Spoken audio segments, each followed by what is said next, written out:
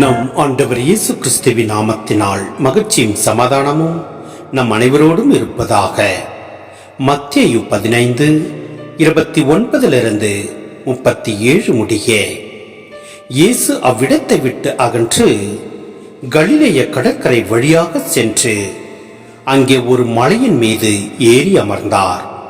அப்பொழுது பெருந்திரளான மக்கள் அவரிடம் வந்தனர்.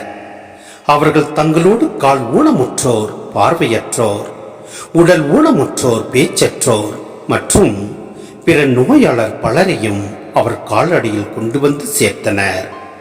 அவர்களை அவர் குணமாக்கினார்.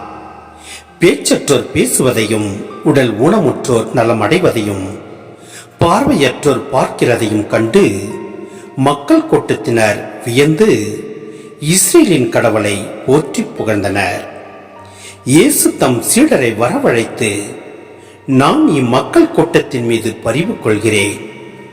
ஏற்கனவே 3 நாட்களாக இவர்கள் என்னுடன் இருக்கிறார்கள். உண்பதற்கும் இவர்களிடம் எதுவும் இல்லை. இவர்களை பட்டினியாய் அனுப்பிவிடவும் நான் விரும்பவில்லை. அனுப்பினால் வழியில் தளர்ச்சி அடைந்து விடலாம் என்று கூறினார். அதற்கு சீடர்கள் அவரிடம், இவ்வளவு திரளான மக்களுக்கு அளிக்க போதுமான உணவு நமக்கு பாழ் நிலத்தில் எங்கிருந்து கிடைக்கும் என்று கேட்டார்கள். இயேசு அவர்களை பார்த்து, உங்களிடம் எத்தனை அப்பங்கள் உள்ளன என்று கேட்டார். அவர்கள் 7 அப்பங்கள் உள்ளன, சில மீன்களும் இருக்கின்றன என்றார்கள்.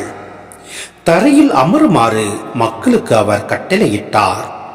பின்பு அந்த 7 அப்பங்களையும் மீன்களையும் எடுத்து கடவுளுக்கு நன்றி செலுத்தி பிட்டு சீடர்களிடம் கொடுக்க அவர்களும் மக்களுக்கு கொடுத்தார்கள். அனைவரும் வயிறார உண்டனர். மீதியாயிருந்த துண்டுகளை 7 கூடைகள் நிறைய எடுத்தனர். சிந்தனை: கடவுள் இஸ்ரவேலுக்கும் யூதாவிற்கு மட்டுமல்ல, எல்லா மக்களுக்கும் வழங்கும் இறுதிக்கால விருந்து பற்றிய தீர்க்க தரிசனத்தை கொண்டுள்ளது. ஆண்டவர் எப்போதும் நமக்காக செயல்படுகிறார். அவர் எல்லா மக்களுக்கும் ஒரு விருந்து வைப்பார். அவர் ஒவ்வொரு கண்ணீரையும் துடைப்பார். அவர் நோயுற்றவர்களை குணப்படுத்துவார். நம் பாவங்களை நீக்குவார். இயேசு ஊனமுற்றவர்களையும், குருடர்களையும், ஊமையர்களையும் குணப்படுத்துகின்றார். மேலும் கூட்டத்திற்கு பரலோக அப்பத்தை அளிக்கின்றார். கடவுள் வழங்கும் போது அவர் சிறந்ததை வழங்குகின்றார். எனவே நாம் ஒவ்வொருவரும் நம் ஆண்டவரில் நம்பிக்கை வைப்போம். அவரது திட்டத்தின்படி நாம் செயல்படுவோம். இறை வார்த்தையை கடைபிடிப்போம். எல்லாம் வல்ல இறைவன் நம்மை நிறைவாய் ஆசீர்வதிப்பார். ஆமேன்.